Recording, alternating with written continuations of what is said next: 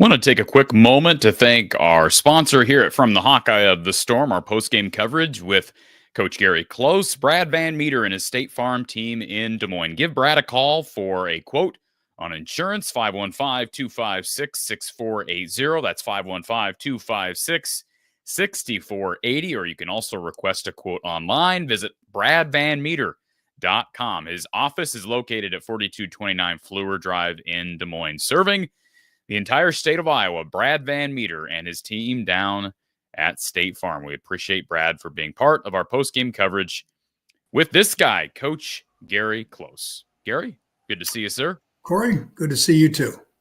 We are getting closer and closer to the best month of the year, at least for a lot of college basketball fans, so that's good news. And the Hawkeye men bouncing back today, a win that, by all accounts, you could call it as close a must-win situation, single elimination style tournament as you can get. The Hawkeyes battling with a Washington team that led by double figures at one point. And once again, the Hawkeyes getting some efforts from maybe some unexpected people, one being Riley Mulvey. Last time out, it was Evan Bronze off the bench. We'll get to Riley in just a second. But Gary, talk about the fight of this team. Obviously, a very happy bunch because it's just been a struggle to find wins. It doesn't matter if it's against one of the three worst teams in the conference, and it was at home. It's a win in the conference, and it keeps them alive for the postseason, at least for now, even if it's not the NCAA's, at the very least, the Big Ten tournament. Yeah, I agree with you. I think it was a must-win. I think they lose that game, they probably, they're on the brink of not being able to make the Big Ten tournament, partly because of the tiebreakers. And like you said, they fell behind double figures, and yet they found a way to pull it off. I think the story was the bench. Those guys came off the bench. They shot well. They took care of the ball, and played solid defense for a good part of it. I think the story of the game was the bench and the contributions that a bunch of them made that they needed desperately. So hats off to them. Shane sums it up really well in our live chat. And folks, if you want to contribute to our live chat, you can do so on YouTube. Shane says bench was big. Free throws were, for the majority of them, clutch, and movement was crisper the last 10 minutes of the second half. And a lot of that was because of guys like Riley Mulvey. This is a team that struggled, Gary, to make free throws, which is a bit of a quandary because it's a Brand McCaffrey shooting style team, and yet they're bottom of the league in free throw percentage. They were terrific today, of course, led by Peyton Sanford, who finished with 12 of 13 from the free throw line. But talk about the efforts of Riley Mulvey, because he came in 3 of 4 from the line, 3 of 5 from the field, gave him 9 big points in the second half where they needed him. Laju Dembele was in foul trouble, and you don't know what to expect sometimes with Riley, especially with his health, but I thought he stepped up big against a very big front line for Washington. Yeah, and he didn't even play in the first half. That's hard to do, to sit that long and then come out in the second half and play as effective as he did. Yeah, no. And he wasn't the only one. I think literally everybody that came off the bench, from Harding to Kingsbury to Sanford, I think they all had their moments. And like I said, I think that was the reason they won the game. I think Brock Harding saw my halftime tweet, because I made the comment at prior to halftime. I said that Brock Harding is right now. I said right now he is a disaster on the court. It was right after one of his where he drives the ball inside, pivots, spins, and then turns the ball over, a live ball turnover, and it's just like, my goodness. And part of the problem remains Drew Thelwell is, I don't know why he's even playing. This is the second straight game where he goes out there, he starts, Gary, and he's obviously not healthy, because then he gets pulled and doesn't return. So I want to get to that in a second, but credit to Brock Harding, because I was a little hard on him on social media in that first half, and he's struggled all year. But boy, his 3-point shots were big in that second half, especially. Made 3 of 5 for the game, also added 5 assists and 4 rebounds. Talk about the efforts from Brock, because they don't really have other point guard options unless you move Josh Dix to the 1. No, I thought he looked real comfortable there in the second half. I think he made good decisions. He took the open shot when it was there and made some big ones, as you said. Took care of the ball for the most part.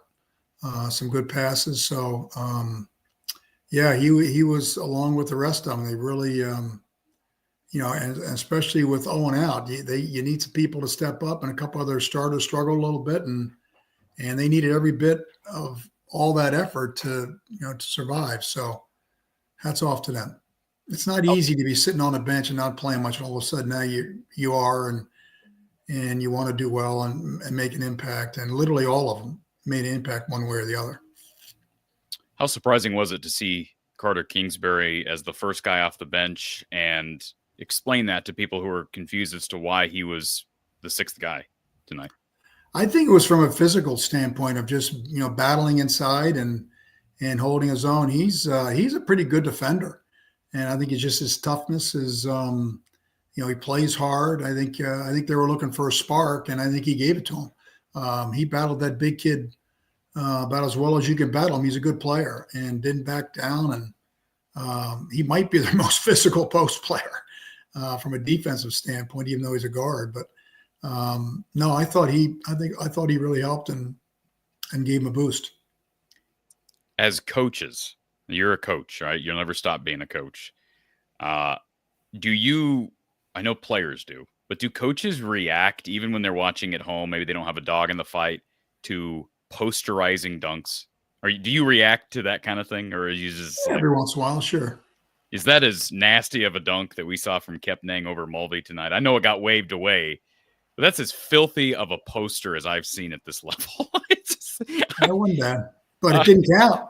It didn't count. He stuck it in there and took the charge. It was the right call. Yeah, no, I agree. Riley got in there, was vertical.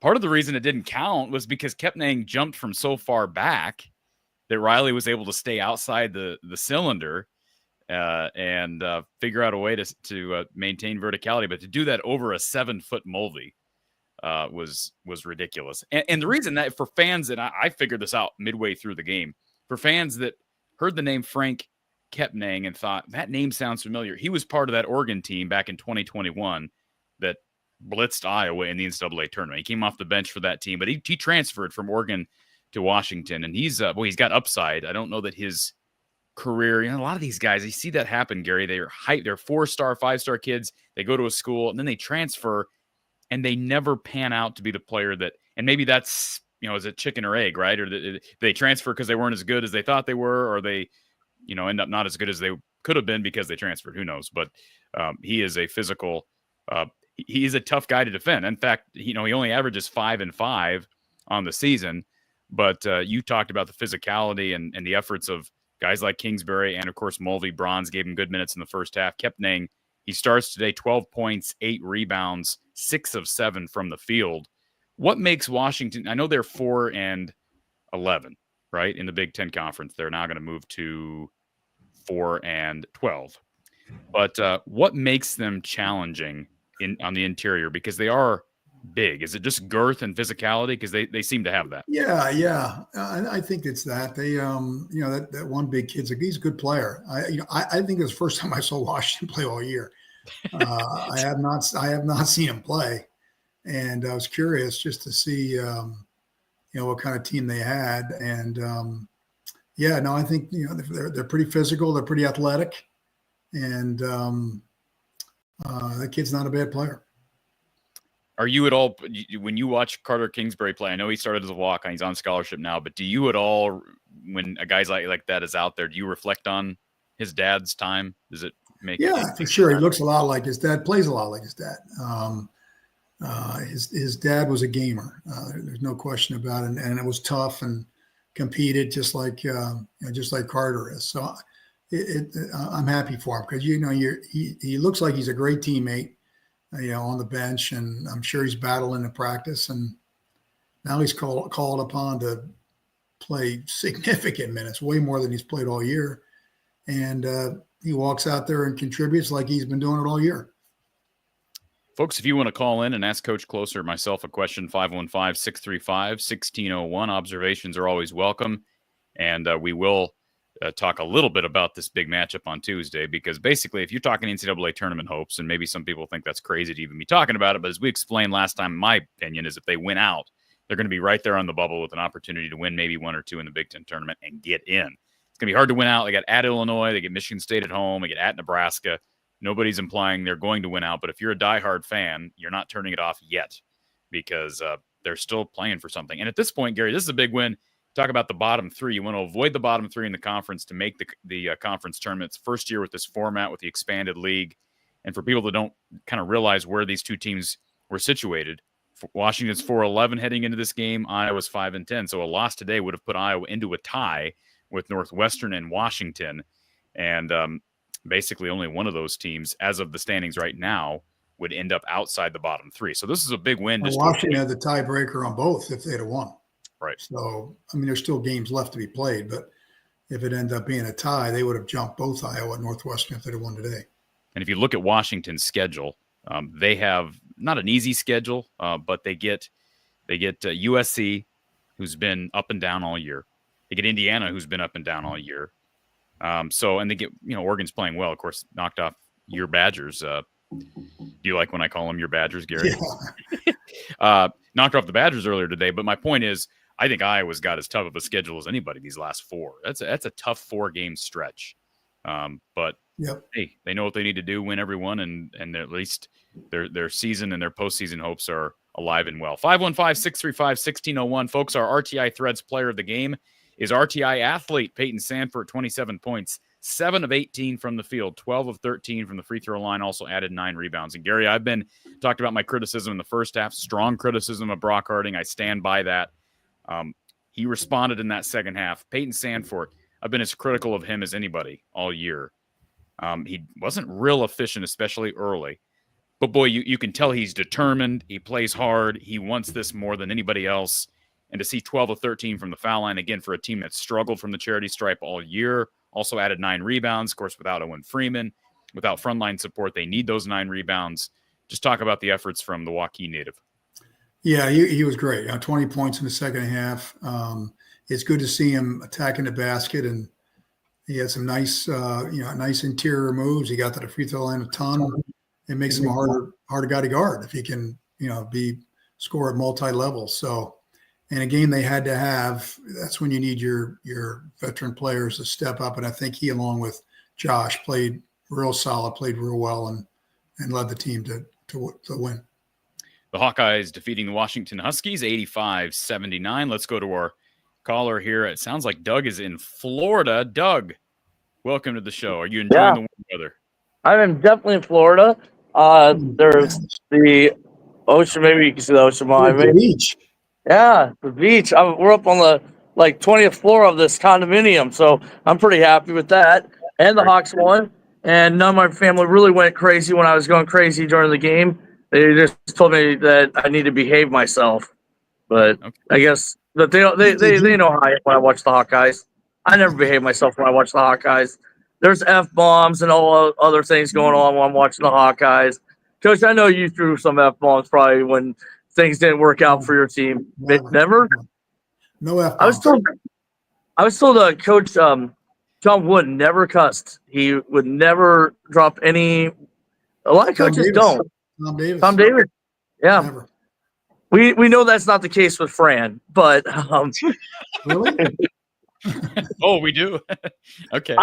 I've heard him before with Fran, but I'm happy for the seniors. I'm happy for Peyton. Let the speculation wait. I mean, if he's going or retiring or getting bought out, let's just enjoy these games because Riley deserves it. Carter Kingsbury will not be in a Hawkeye uniform probably next year. Bronze deserves it. These guys deserve it. And Drew, I think the only reason why Drew's playing, Corey, is because he might not have many games left. Got to attempt it. I get it. Yeah. It's just frustrating because he's. I mean, again, with all due respect to Brock Harding, who again got to acknowledge his contributions. They may not win without him today. 11 points, made 3 threes. But he is clearly the inferior option to Drew Thelwell, clearly. And so that's the only reason I'm frustrating because Brock makes mistakes, and not that you want to pull a guy when they make mistakes, right, Gary? But Drew has earned the role. I mean, there's a reason why even when he's not healthy, he's starting. And so it's just unfortunate because they need that experience and that leadership as they're trying to make one final push. And it'd be nice to have that from the point guard position, but maybe Brock will ride this second half into better days ahead. And I do think even if they lose a game, they could win a couple games in the Big Ten tournament because that first game will not be against a great team. But no, I was really, like I told you before, it would be really devastating to end Fran and not making the Big Ten tournament if that would be the way it would happen. I'm glad that they're still playing for something, and because that would have been the game that would have ended their season if they lost to Washington. I just think, yeah. But Doug, are you talking about just conference? I mean, they could still not make the 3. They could still avoid the. They might still miss out on the conference tournament if they lose. 3 of their last 4, or even 4 of their last 4. They're probably going to finish in the bottom 3. So yeah, need to win probably. You need to try to get 2 to be safe. But and again, I think outside of Illinois, the even though Michigan State is at home, Northwestern is one of the bottom 3, and Nebraska is somewhere around 12th or 15th in the league. So those are winnable games, and who knows? Maybe they get inspired and can beat Illinois. Again, the seniors are playing. A lot of the guys that know that this is their last year in a Hawkeye uniform are playing hard. They deserve to be watched. I know that a lot of people have given up on this team, but I watch every game. I watch them even in the pickup truck down here waiting to get into this room. I watch every game, and I just encourage people to cheer for the Hawks, because the last 4 games, these guys deserve it. So, again, I'm only enjoying my victory. Yep. Real quick, Doug.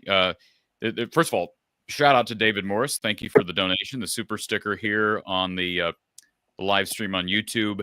But I want to ask you, Doug, as a diehard Hawkeye fan, you've heard my comments about Brock. I know you're not on Twitter, so you probably didn't see my comment in the first half. But I see a couple of people, Aiden being one, says, is Brock Harding overhated? Is he overhated? Well, I don't hate anybody, but the hate that's given to not hated. No, but is the criticism too strong against him? And I'll just add this in real quick. I thought it was sort of comical in a way, and I understand it. Right, blood's thicker than water. But I saw his older brother Brody, who used to play I don't think he plays at Illinois anymore, but I saw him. Yeah, baseball player at Illinois. I saw him respond to my comment on Twitter with a couple of ear emojis, like, "Are you talking now?" Which it's fine. I mean, look, I think it's great that he had a great second half, but I stand by my comment in the first half. I call it like I see. Are people like me and other people who have been as critical as we've been about Brock, are we out of line? Are we overhyping the struggles he's had this year, Doug? Because you know what I compared it to in the first half tonight, and I would compare a lot of conference play with Brock Harding at the helm at point guard to, is back during the Todd Licklider era. Undersized, unathletic guys that struggle to finish around the rim, that aren't strong with the basketball, and it just brings me back to a dark time. It's like watching Little Lick. It's like watching John Licklider, those long diaper shorts. Well, just saying, Gary, don't do that. He's better than listen, Brock Harding is better than Little Lick. Like tenfold. Gary, did you ever have to coach against Little Lick? Did you ever coach against John Licklider? Did you ever, when you guys, let me ask you this, when you and Bo Ryan and that whole staff, when you guys were in the film room, did you ever look at each other and say, why on earth is this kid playing? No comment. All right, go ahead, Doug. Sorry. Hey, Brock is better than Brock. I'm just bringing you back to that time period because I just don't think he's a Big Ten point guard. I just don't. Well, he's undersized, but was Mr. Bell in Illinois. And so he has skills. He made a couple hustle plays today. Yes. Without Brock Harding, we lose against Washington today. So, but yes, he makes a lot of mistakes and does things that I would not do as an undersized guard. He can learn. He can improve. I don't know how he has limitations. That's why I said the last time when you kind of asked me this question. He just has limitations, and maybe he can overcome them, maybe not. But one thing I would like to say about Brock, I wish that he played within his game a little bit more. He feels more comfortable when Owen's out there, and people have mentioned that. I just wish Brock would just keep his game to his game. Don't try to do things you can't do. And I'm only enjoying my vacation, guys. I might call in on Tuesday, might not, but thank you, guys. That's embarrassing if you don't. Thank you, Doug. Go ahead. That's good stuff. Look, again, it's not personal. I'm not trying to rip on Brock. I just don't think he's a Big Ten point guard. And, the mistakes that you make, hey, he's being thrust into position right now where if everybody's healthy, he's not a starting Big Ten point guard. He's certainly not a starting level Big Ten point guard right now. Now, can he improve? Sure. Now, Gary, you coached a lot of point guards and a lot of really good point guards and some point guards that weren't the best athletes. So you tell us, we've talked a lot about big men play because Iowa struggled developing bigs ever since Luka Garza ran through town. What does Brock need to do? Assuming Fran McCaffrey returns, or even if Fran doesn't return and Brock does return, what can Brock do with his size and skill set and challenges to improve his game and become a consistent Big Ten level point guard? Yeah. Well, first of all, I think he is a Big Ten level point guard. Okay. That's like quarterback. It's a tough position to play. The ball's in your hands all the time. It takes time to develop. Size is a little bit of a problem. I don't think athleticism is. I think he's a decent enough athlete to be able to be effective. And that's where you got to change speeds and things like that to keep people off balance. But I think he's just got to become more consistent. He's got to cut down on turnovers. He's got to make better decisions. He's got to knock shots down when they're open.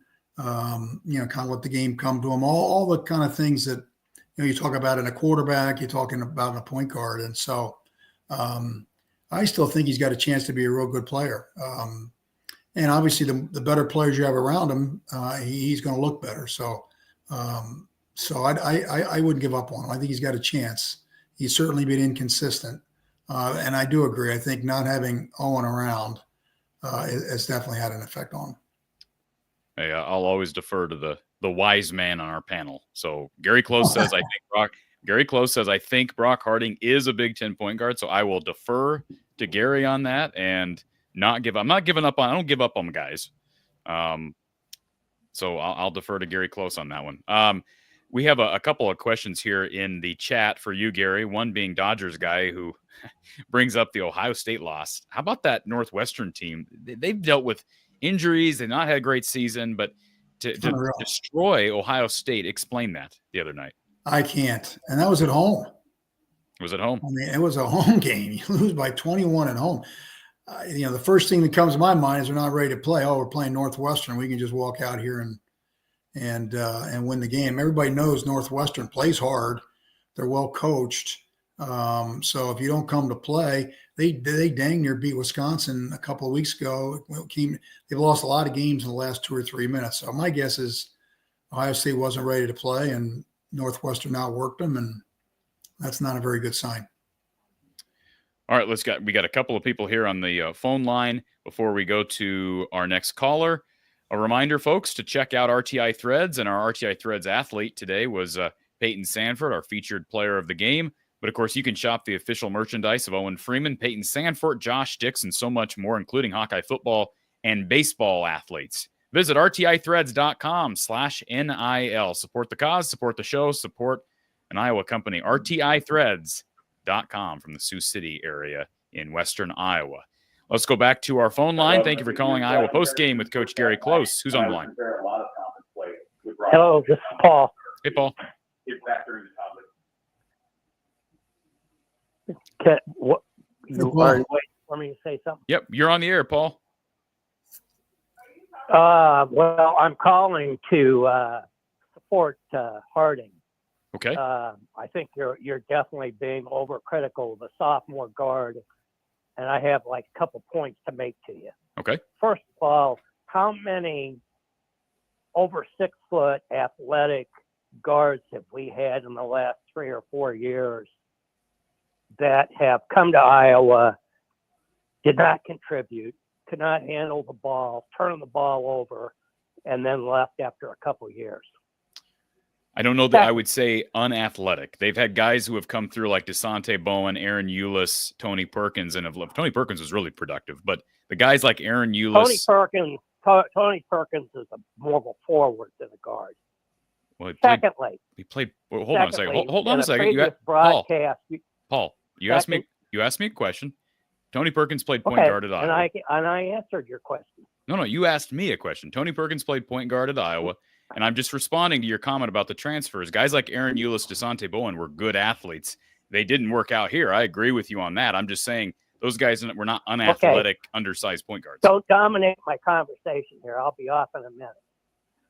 My second point is, you mentioned that Harding wasn't highly recruited, didn't get any big offers, even though he was Mr. Basketball in Illinois his senior year. Yes, I would bring up to you as a counter argument the Murray brothers, whose only offer was Western Illinois, and they came to Iowa, and in time they flourished. Yep. Okay. Thirdly, not going to argue with that. When you watch Brock Harding, when he takes the ball into the lane and he stops, look around the court and do you see anybody moving? Is there anybody cutting to the basket? No, everybody's standing there waiting for a catch and shoot three, and they're not open. If they had athletes cutting to the basket, he would get a bunch of assists, and you'd be crowing about what a terrific guard he is. Well, let's ask the expert on our panel here, because my response to that, Paul, is he shouldn't be driving and then picking up his dribble. But Gary, you answer Paul's statement. Is it a problem more so with Brock, or is it guys aren't cutting to the rim and helping him out when he drives inside? Well, it's a combination. When you get dribble penetration, which is what you want. You want to penetrate against defenses either with a pass or with a dribble to break a defense down. Then your ability to make the right play. That's not easy. And that when we talk about him developing as a guard, you're watching it on TV. It looks a lot different than you're down on the court. You got people whacking at you. You got guys, it's just different. And I think to some extent people can work to get open. I mean, you'd like to have the option to drive and kick, shoot threes. Threes are a big part of their offense, so I don't think that's going to change.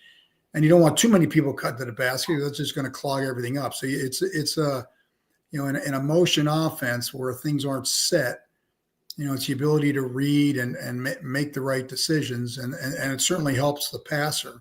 I don't mind having him come to a jump stop in the post, but he's got to be able to be under control and make the right decision. And people got to work off the ball to get open. So it's a combination of a lot of things. He needs work on it. He's still not great at that, but trust me, it's not an easy thing to do. Well, thanks for agreeing with me. Hey, Paul, listen, I really, and I mean this honestly, I really do appreciate your call. Paul's my brother. I got to agree with him. I think Paul is Brock's brother, but Paul, look, I really do wish that more people like you would call in and challenge me on my takes. I really do. I mean that honestly. I enjoyed this phone call. Can I make another point that Sure. doesn't have anything to do with Harding? Yeah. So I've been watching these teams that bomb, just bomb from when they play Iowa, it doesn't seem like they can miss. And then I go watch them play other teams like Wisconsin, Purdue, so on. And they're taking the same shot. They're just about as open as they are when they play Iowa, but they miss them. And I have a theory. I don't know. It's just a theory. I think that Big Ten teams think Iowa is soft. And I think that their confidence is when they come in, when they play Iowa, I think they have more confidence in their shot than they would be if they were playing somebody that would push back and, stick a forearm in their chest or do, they're just all the physical things that happen to Iowa. And like I say, that's the theory. But when Iowa gets beat by 20 points and the other team just can't miss, and then you see these guys go play somewhere else and they're taking. I'm repeating myself.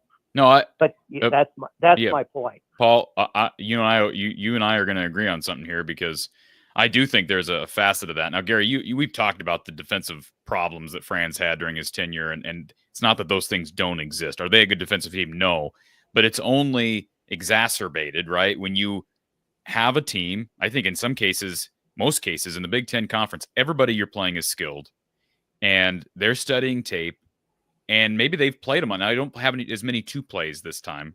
And that's this time around because you got 18 teams in the conference. But I do think teams see what Iowa does, what they give up, whether it be in the stat sheets or on tape, and it almost gives them confidence before they even take the floor against Iowa that we're going to roll, we're going to score a lot of points. I agree with Paul to some extent on that, Gary. Yeah, I see that a little bit. I think if you look at the quality of shot that Iowa's giving up, generally speaking, and what some other teams do, there's a difference. And that little bit of extra pressure, whether it's chasing hard over a screen or closing out quicker, closing out higher, can be the difference of having a guy have an open look, having a rushed look, being a little less confident. And I think the real good teams have got more pressure, more ball pressure on shooters that cause them to not shoot as well. And when you go through a Big Ten season over and over and over again, these many games, it bears out. I mean, if you're constantly getting drilled from three, there's a problem. And that's something you need to correct. And I think, their ability to close out, control the ball, put pressure on shooters is always has been a work in progress and continues to be. Paul, appreciate you calling in, sir. Please don't be a stranger to the show. I enjoyed this. Me too. I'm on. Mom, I said hi, Paul. Thanks, Paul. Bye. Have a good night. That was good stuff. All right. Bob says savor the win by hitting the like button. Yes, hit that like button, folks. Scroll down. If you're on a smart TV, it may be a little harder to do, but I know you can do it. So if you're signed into YouTube, just hit the like button. Help us in the algorithm. And of course, you can tell your friends, share the show out on social media. Just click the share link and do it that way. Copy the link and maybe text it to your favorite Hawkeye friends and family. Gary, early on, you're talking about defense, and this is something I did want to bring up because I thought Iowa Well, I'll get your opinion on this. I thought Iowa was better as the game went on. The numbers would say they were better, especially in the second half defensively. Yeah. But in that first half, you look at the play-by-play, and I can pull it up here. In that first half, Washington got out to a pretty hot start offensively. By the second media timeout, they had 21 points. So 21 points in literally 8 minutes. That's not going to get it done. Now, again, I thought they cleaned some things up. So what was not working early for Iowa's defense, and did you see adjustments? Was there something specific that changed to hold Washington to 58 the rest of the game? Yeah, I thought they did a better job as the game went on of keeping Washington out of the paint and scoring, point blank shots around the basket. And whereas in the beginning of the game, that was not the case. And then they collapse, and then they just kick it out for wider open threes. And Washington, played well and made some shots, and that always makes teams look better. But I thought as the game went on, their coverages, their rotations, they made it tougher to get the ball inside, whether it was off the dribble or with the pass. I think he got better as the game went on. DC Hawkeye, much appreciate the super chat here. DC Hawkeye, very much appreciated. There seemed to be more fans in attendance today. Were they giving away free cars for attending? Thank you for the great product here, coaching Corey. I noticed the same thing. I thought, Gary, I know it's a Saturday afternoon. I know it's nicer weather out. But at the same time, I've come to expect these poverty level crowds. And I didn't see a view of the entire arena. But it seemed like there was good energy in there. I give credit to the fans because it'd be easy for people to just completely, the people even that have been loyal, to completely bow out at 5-10 coming off that home loss. I think the fans appreciate the effort that these guys are given. I mean, it's not easy to come out day after day when you're not getting rewarded for it.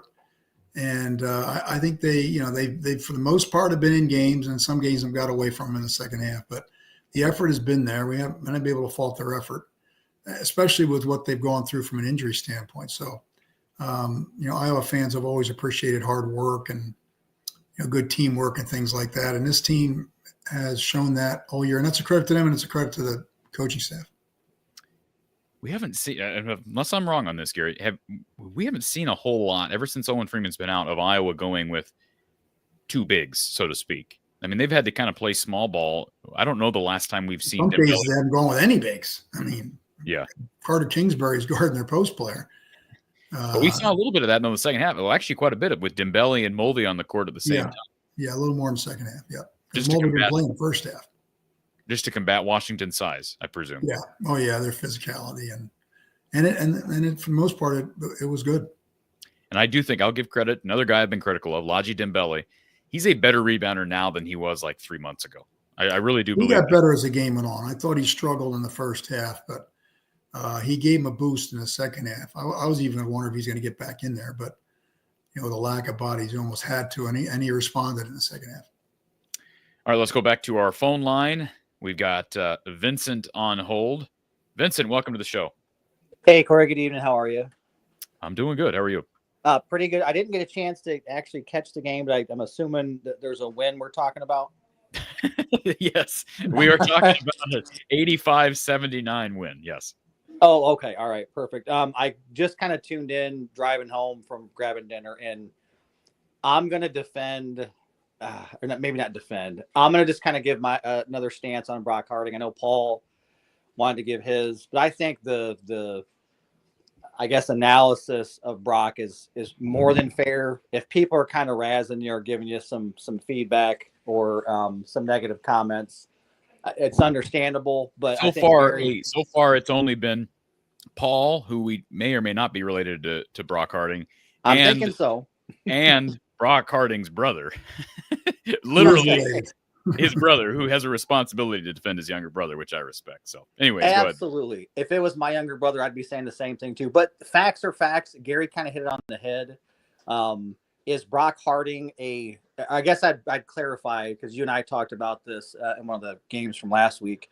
Is he a starting Big Ten point guard? No. And kind of just like you said, Gary said, and other callers, it's all about decision making and improving his game. If he can vastly improve, that decision making when he's driving the lane, when he's trying to get a kick out, if he can improve that as well as his shooting percentage and shot selection, he definitely has that capability of being a very productive Big Ten guard because he's got the quickness, he's got the defense, he can pass, but these things have to be improved. And Paul, you can be upset if people are being critical, but this is kind of what we've seen, I guess, is the long and the short of it from Brock so far. He's got to improve. He's got to improve. That's all I wanted to say about Brock Harding. Well, the other thing is, Gary, like, I understand the argument from Paul about, well, he's only in his second year. Only in his second year. I mean, next year he'll be a junior. And guys don't even stick around particular schools for longer than 2-3 years. Most general now anymore, they're leaving. I'm not saying he's going to go transfer. He may. He's certainly not going to declare. But, I mean, anymore, don't guys have to be – I'm not saying everybody. There's going to be projects. I get that.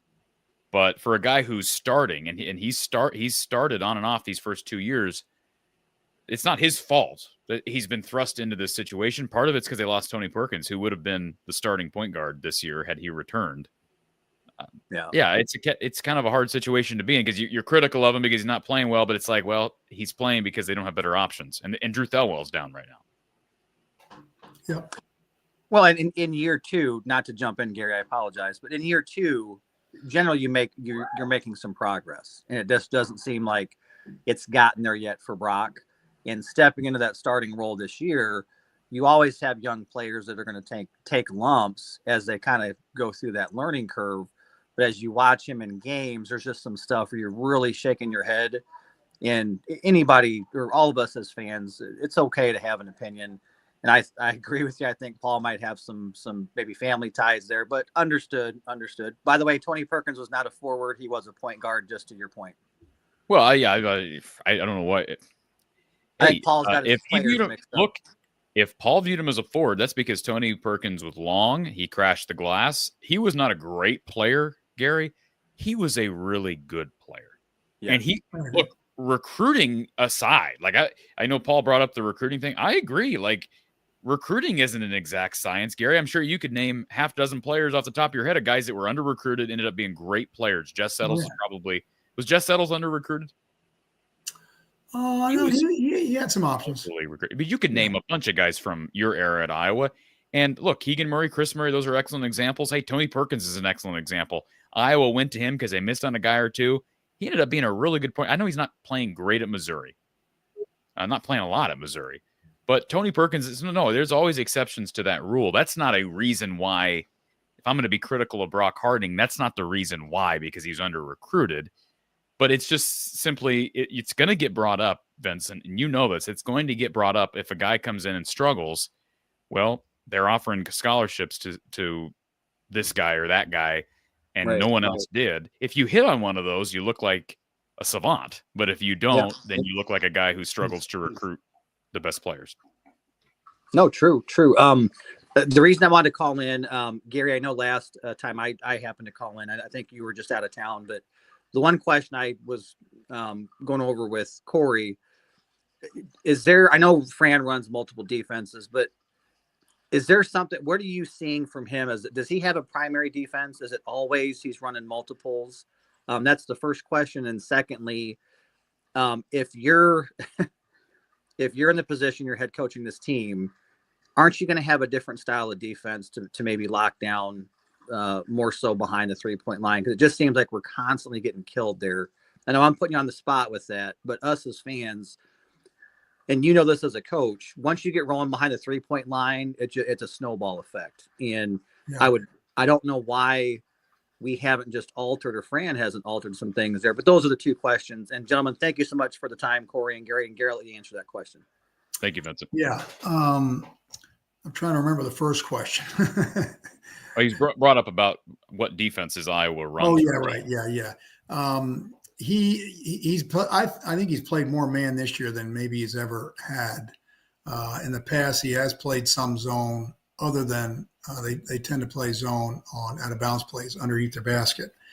And they probably haven't pressed quite as much as they normally have. And I think it's probably a lack of depth and probably trying to stay out of foul trouble, things like that. But but I'd say he's been primarily a man coach with some zone mixed in, certainly out of bounds plays and a little bit of pressure defense and things like that. And then the second question wasn't defensively what you're trying to do, and it's easier said than done, is the first thing is you don't want to give up shots around the basket. Those are the easiest shots in the game. So you don't want to give up layups or point blank shots. So your ability to, keep the ball out of the paint is really important. And then the second thing you don't want to give up is a lot of open threes. And so you're trying to get the offense to beat you what we would call tough twos. And if they make a tough two, you tip your hat to them, and you just, hey, they were a little better on that position than you were. But if you're giving up layups and you're giving up wide open threes, that's where you run into trouble. And so our focus was on those two things, whether it was in transition or whether it was in the half court. Let's get the basket protected and not give them any easy point blank shots, and try not to give up any wide open threes, especially to guys that can shoot them. Now, scouting reports sometimes are wrong, but if they aren't a shooter, then you might lay off them. And then the last thing is you don't want to foul. I think a lot of teams, play aggressive defense, and they think that's good when it includes fouling, and it's a real problem. So your ability to play good defense without fouling is huge, because usually the team that gets to the free throw line more has got a better chance of winning. Good stuff. And defense 101. Yeah, defense 101. Hey, we should start a segment called Defense 101, Gary. Hey, I'll say this as it relates to second half of this game. You're talking about defense. Kingsbury deserves, I know he's not RTI Threads player of the game, but Kingsbury deserves a shout out for the efforts he gave on that end. You mentioned him earlier. I think Dembele's as I said, Dembele's getting better on the glass. I think he's playing better defense. I know the question got brought up with Seydou Traore. He's not playing great. He started today. We are going to add Tom Caker to HawkeyeReport.com in here in just a second. But yeah, I think some of these guys who've been thrust into roles that they wouldn't have taken on had it not been for injury, they deserve credit for the efforts they're giving and on the defensive end. And because I know Braun scored. He was in double figures the other night. Mulvey nearly hit double figures tonight. But those guys aren't offensive-minded players. But, boy, they're giving them good energy. And I know you don't follow the NBA that much, Gary, but I've come to appreciate a good big guy, a good big man, or, hey, just an available big man. Because as a Mavericks fan, I've watched the Mavs lose Derek Lively for 2 months. Daniel Gafford's out for 2 months. Dwight Powell is still out. Anthony Davis is out. They've literally had to sign 2 guys from the G League just to have a 5. They've played Kessler Edwards from Pepperdine, who's 6'8" at the 5. So at some point, you just want bodies. And I thought, pro bodies. At this level, you want guys who are at least going to be able to bang down low and look like Big Ten players. Bronze looks like a Big Ten player to me right now, Gary. Not a Big Ten player who's going to demand a ton of minutes. And Riley, I mean, when he's been healthy, he's out there, he's competing, he's not making mistakes.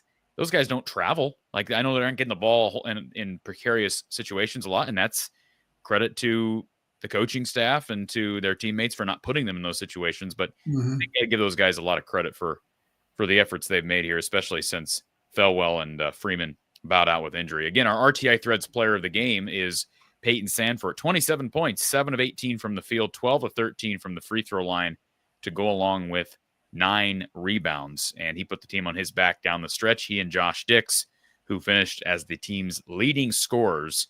Brock Harding also finished in double figures with 11 points. Again, RTI Threads player of the game, Peyton Sandfort. And folks, if you've not checked it out, be sure you head over to rtithreads.com. The link is in our description, and you can search and browse the official merchandise of people like Peyton Sandfort. This is their website, and you see all their different shirts, stocking caps, baseball caps, etc., hoodies, mugs, and you can get it with the official Peyton Sandfort logo. The way you do this is you head over to rtithreads.com and click on NIL Athletes, and you'll find the selection of all these Hawkeyes plus the baseball Swarm partnership that's through RTI Threads. The link is in our description, rtithreads.com/NIL.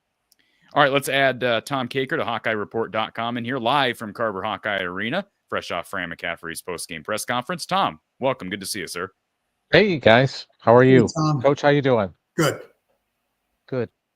Tom, Got to win. Got to win. Hawkeye fans are happy. And Yeah, by all accounts, maybe. well, to some extent, they're Yeah. happy. Celebrate the day. Certainly look like the player, and you can give us an idea of the rhetoric post game. But it seemed like the players. Peyton's always one that wears his emotions on his sleeve. The players were really happy, even though this was a win against a 4-11 Washington team. They seemed to be thrilled to death to get this win.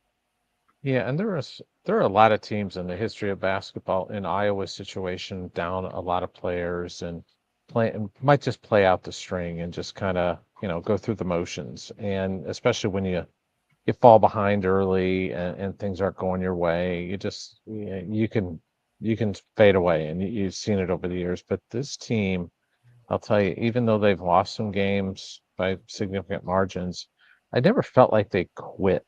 They just keep coming, and they just keep fighting, and they keep playing.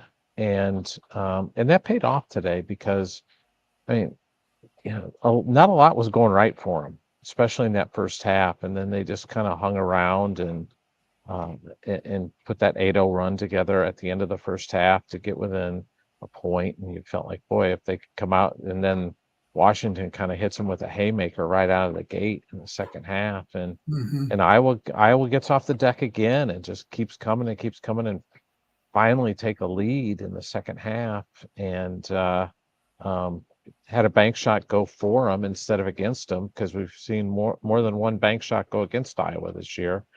And Peyton's bank was a huge shot to make. Brock Harding with a fall away in the corner 3. I mean, they hit some shots, some big shots, and I'm just impressed with the way this team's hung together. I just really am, and I credit to Peyton Sandfort, because your leaders are important this time of year, in particular when things aren't going great. And if your leaders are kind of just saying, "Oh well, we're going to accept our fate," then it can go south real quick. And he keeps coming. He just keeps coming. And credit to him being a great leader, and credit to guys like Carter Kingsbury and Riley Mulvey for not playing a lot. And Carter was out there for 30 minutes tonight, and probably hasn't played that many minutes since he was at Brewster Academy, playing for Coach Smith at Brewster. Yeah, he just kept going and coming at it. And who knew Riley Mulvey was going to take a massive charge and hit a reverse layup? And those weren't on my bingo cards today either. Tom, I'll say that's one of the greatest college dunks I've ever seen. Oh my gosh, it was crazy. I've never seen anything like it. 7 foot, over 7 foot. That's just, but yeah, it was a good job of getting in position and taking the charge. It was crazy. When he went up, I was like, oh my God, he's really going to go for this. And he did. And oh my goodness, Riley stood in there, and I was like, oh, Riley's going to be on a poster, and this is not ending well for him. And he gets the charge, and it was a huge play, and huge play in the game. Just you get energy from different situations, and that was just a massive play by Riley Mulvey. Tom, it was interesting. There was a moment on the FS1 broadcast. The commentators were getting a kick out of the fact that, well, first of all, you have what's his name? The transferred in from Oregon, the dunk, through the massive dunk down. What's his last name? Frank. Frank. I'm not going to butcher. Yeah, my goodness, Big Frank. Big Frank transferred in from. I said it earlier in the show, but he wanted the review. They were getting a kick because he was for a review. I thought that was hilarious. Hey, Gary, 9 times out of 10 in the pros, that's getting called an and one. I mean, he was there. It was the right call. It was the right call, but the NBA officials usually call that an and one. But I just never seen a guy take off. I mean, he took off. It was one step inside the free throw line. Yeah, he was on the big. He was on the big when he took off. So yeah, ridiculous in the middle of the big. That guy's boy. He's a bull. I mean, he is strong too, because he was just shedding people down low too. Yeah.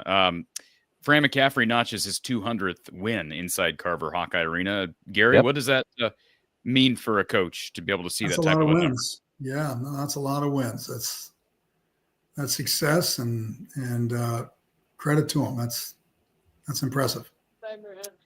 Tom, does this seem like a team that behind the scenes, obviously it seems like a team on the court that has not lost their spirit and not lost their fight. You brought that up. But from a Fran, I know people have talked about his demeanor changing. Does it seem like he has the same fight his teammates do? Because typically players are going to feed off their coach. And I would imagine then even maybe he's toned it down a little bit on the sidelines, that he's still pushing these guys as much as ever. Yeah, and he talked a little bit about that when somebody asked him about the 200th win and just what it meant. And Coach Close, you can probably speak to this, but he was just he reminisced about just what it meant to, going back to when they weren't paying him but peanuts to coach basketball, and he was just happy to do that because he loves the game and he just loves being around people and loves teaching people, and he kind of reminisced in a lot of ways about his path and just doing this job and not doing it for a lot of money, but for the joy to coach people and to make a difference in the lives of young people, and just how much he enjoys it as much today as he did when he first started out. And that says a lot about him. He's 65 years old and he's still waking up every day enjoying what he's doing. And that's the old adage that if your job, it's not a job if you enjoy what you're doing every day, and it's not, it doesn't feel like work. And I think that's kind of what it feels like for him. Is this is just, he loves being a part of a team and coaching people, and I'll let you, Gary, because you can speak to that you said that well, and I agree with that totally. And players like playing for him. And I don't, you rarely hear anybody that's ever said anything bad about playing for Fran McCaffery. Yeah. They love playing for him, and they play hard for him. And that's where it's got to start, because if you don't play hard or don't want to play hard for a coach, you don't have much of a chance. Yeah. Tom, a couple questions here in the chat for you before we let you slide. Bob wants to know about officiating. I know that has been brought up a lot. I guess I want to get both of your opinions on this, because Gary, you come at this from a different perspective. But Tom, have you noticed a difference in officiating? I have not. And maybe it's because of the style Iowa plays and the fact that Peyton is who he is and he's kind of supposed to have the spotlight on him. Do you think officiating has been worse this year, Tom? Not really. I don't think it's been any different than it has in the past. I know the other question you guys were talking about Seydoux. Fran was asked about Seydoux not playing, and he said it was basically coach's decision. Okay. So he's not playing well enough to play. The other guys stepped up. I get it. They were playing better. Well, early Seydoux was just allowing. He was giving great Osipor just so much space, and he outweighs him, and he was just running into him, and he couldn't stop him, and that's why Kingsbury went in there and just bodied him up, so he couldn't get a 3-step running start going at him. Yeah. And credit to Kingsbury, but that's ridiculous, Gary, that a guy like Kingsbury, who's half the athlete that Seydoux Traore is and several inches shorter, has to come in. That I don't want to say that should be embarrassing to Seydoux, but that should be a motivating force for him, right? To see it, that Fran has to go to a former walk-on to bang inside with a guy of that size. Well, you hope so. I mean, you can't fault effort. I mean, the effort was there from Kingsbury, and he's making the guy work. It's one thing to get scored on, but you got to at least make the guy work to score, not just give him easy baskets. And if you were watching off the ball, he was battling them, and so he was catching the ball a little farther out than he was, as Tom said before. And now that's a much more difficult shot, and he was making the guy work to get open and making it harder for him to get it, and playing physical once he did get it, and he really battled. I'm going to ask you the same question I asked Tom, Gary. Do you think officiating has been any worse this year? No, I haven't. It hasn't jumped out at me. Okay. No. All right. Cyhawk C Money says, I stand against Brada and with Coach and with Paul. Brock will be the most improved player in the Big Ten next year. So I know I made the comment earlier in the show, and I made a comment on Twitter, and I saw I mentioned this earlier, Tom, but Brock's brother Brody was quick to hop into the comments of that tweet, and with a few ear emojis after the win. And I gave Brock credit at the start of the show, because he stepped in the second half. I thought the first half was rough at times, but he had to play. I mean, Drew's clearly not 100%. He starts the game, leaves promptly, and Brock has struggled. Nobody's going to debate that. But you talk about the Moline natives second half and what he meant to this win, because they probably don't win it without Brock. Yeah.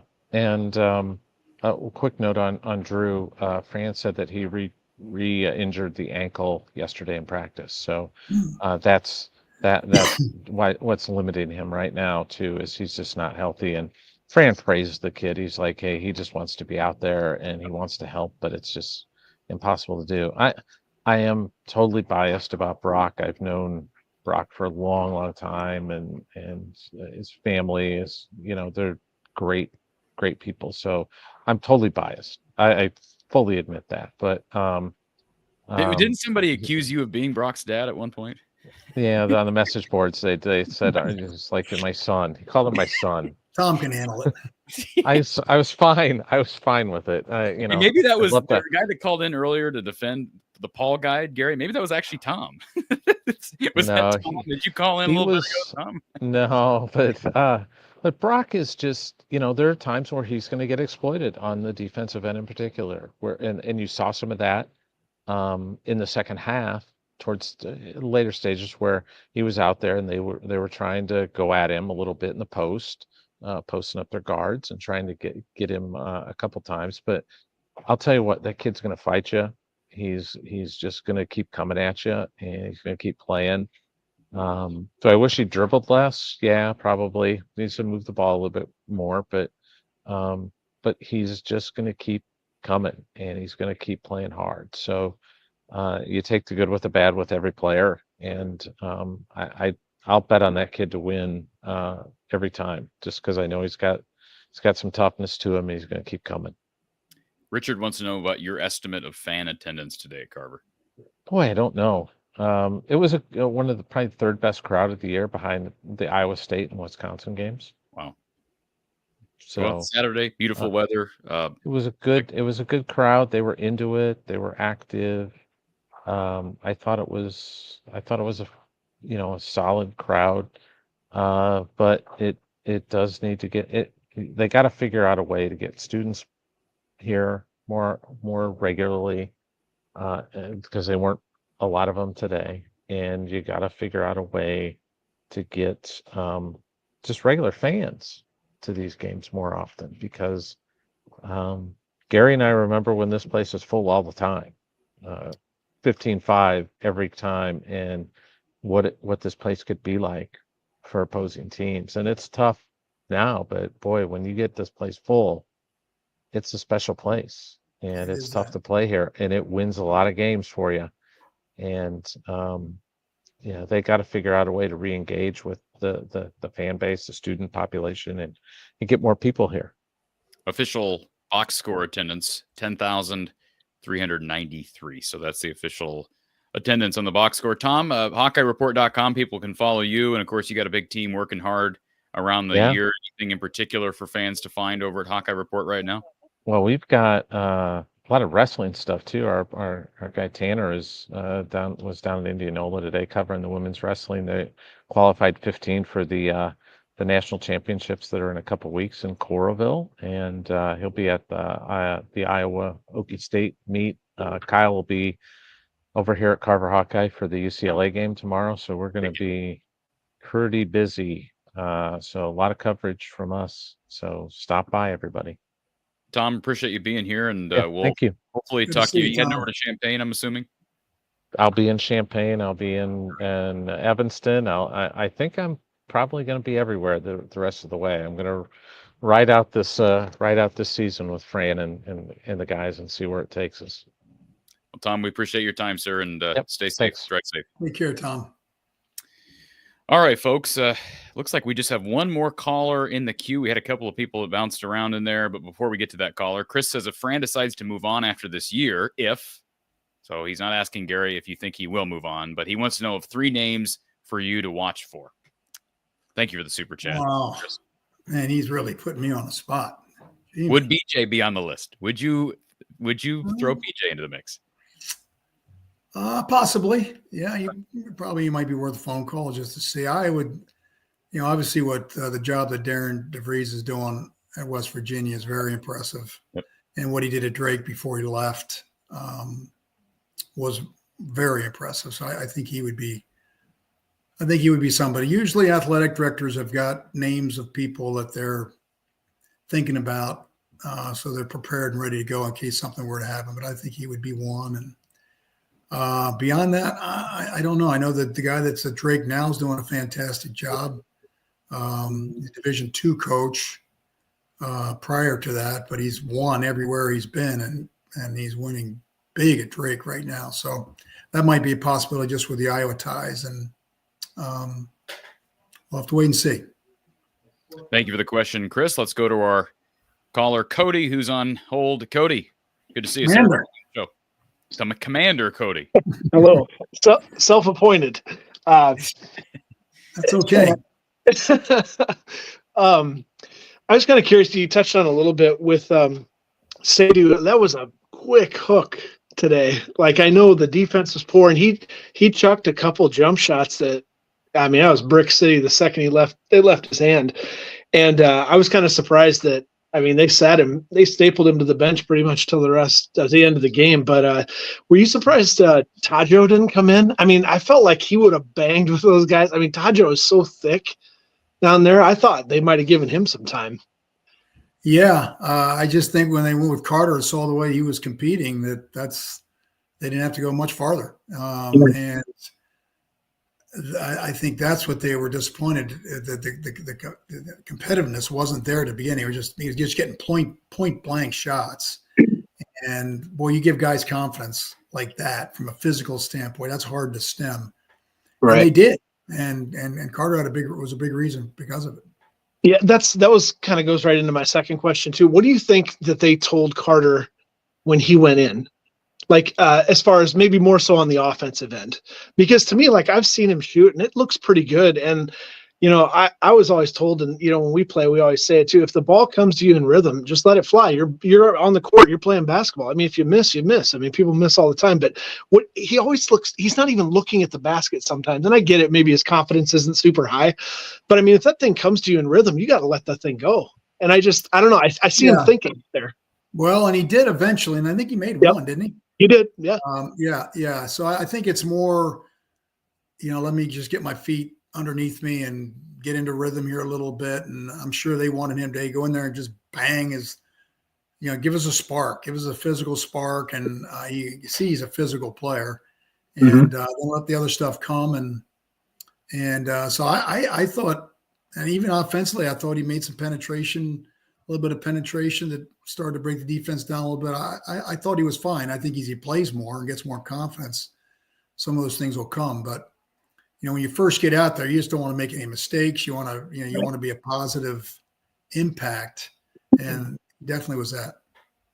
As a coach, what would you tell a guy in a situation like that on the offense? I mean, Fran's notorious for green lights, but like, what would you say to somebody like that offensively? Like, what do you tell him to do? Just, you know, let it come to you. You know, if it's a shot you think you can make, then take it. But if there's any hesitancy, then you don't want to. Just, you know, let it come to you, and you'll know. I mean, shooters don't have to be told to shoot. Right. If they're confident and they're ready to go, they'll let it rip. So, and as the game wore on, I thought he got a little more comfortable and he started to be a little more aggressive offensively. Yeah. I agree. I like Brock a lot too. I love a guy that I love the fire he plays with. And I know, you know, once in a while he'll over penetrate or he'll pick up his dribble. But I don't know, to me, like, I just love a guy like that because I just feel like he's giving you everything he's got out there. And, you know, he'll turn it over once in a while or he'll get deep, but if he could develop maybe a floater, or, you know, if he can keep increasing his 3-point percentage, all of a sudden that opens pump fakes up for him. I think there's a lot there. I like that kid a lot. I mean, but the last thing I just wanted to say too is talking about Carter's dad. Did Tom ever say anything to Chris about where he would start pulling threes from? Nope. It's a green light all the way. No, all okay. the way. Yeah. So for people that are a little younger, like Corey, so we used to in Corey's school. Younger. Yeah. We used to say before Caitlin came along, we would we would shoot threes in school and we'd say from Kingsbury range. That was like the thing that we would always say. And like somebody would pull up and we'd be like from Kingsbury range and let it fly. And that kind of gave you the green light, whether you made it or not. If you said that, you're pretty much golden. So, he had unbelievable range. It wasn't like he was throwing the ball or anything. No. His form square. Like it was from 15 feet. And so I think when you start, heaving shots and things like that, then it gets to be a problem. But his wrist, and he's built a lot like Carter is. He was strong, and it was effortless. It was really a really amazing thing to see. Yeah, I would hate playing against the guy. I mean, those guys just are built. I just think about playing against some of these guys, even in like stupid YMCA games. But guys like that back into you, and it's just like, come on, man. It's like, I don't know. Their 200 some pounds feels heavier than other people's for some reason. But yeah. That's all I had. Thank you, guys. Have a good night. All right, you too. All right. Looks like we got one more caller on the phone line. We'll be brief with this one. Thank you for calling Iowa Postgame with Gary Close. Who's on the line? All right. Looks like we got one more caller on the phone line. Hey, that's me. Be brief with this one. Thank you for calling Iowa. Hello, you're on the air. All right. Looks like we got one more caller on the phone Hello. line. Hey, that's me.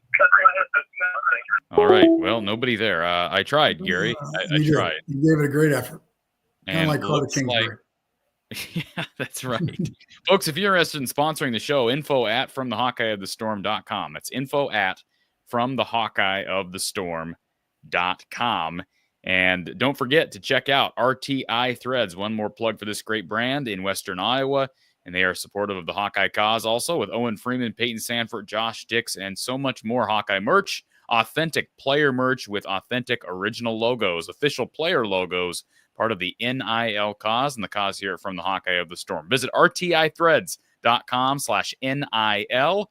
That's rtithreads.com/NIL. Support the cause today. Click the link in the description to learn more. And we've got somebody in our queue who's got, his name is Brock Harding. I believe it's our guy Corey, but something's wrong with his audio/video because it's not registering here. So I guess we'll have to catch you next time, Corey. And for our caller who was earlier on the line, apologize that we weren't able to get to you today.